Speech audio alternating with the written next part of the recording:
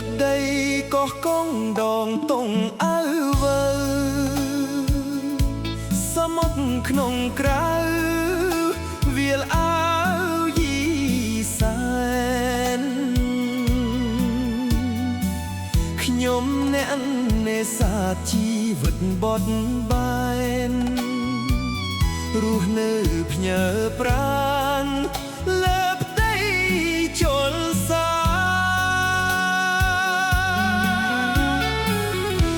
រសៀលកងភ្នំទូក្រៀបចេញហើយទ្រូងបងអិតស្បា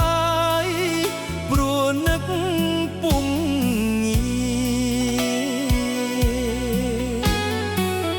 បងស្រឡាញ់ណាស់ដូរស្លាប់នឹងគ្នា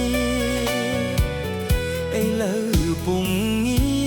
ររៀបការគូថ្មី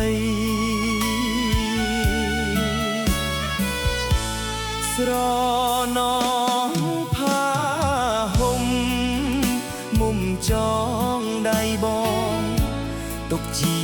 ចំណងស្នេហាភក្តី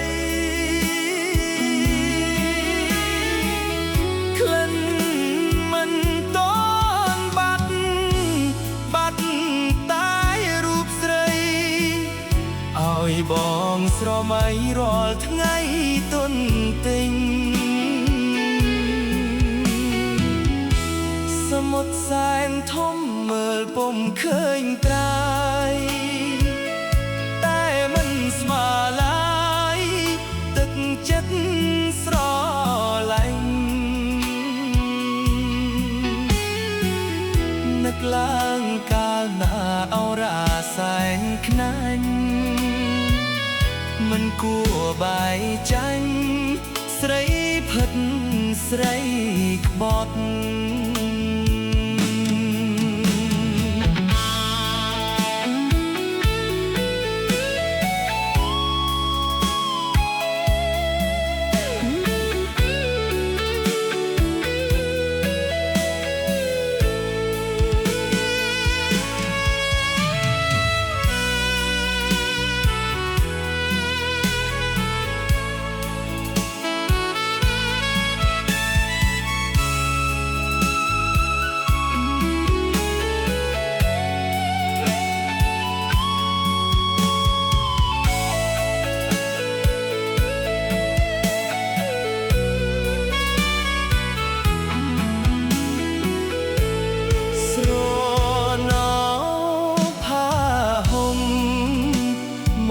ច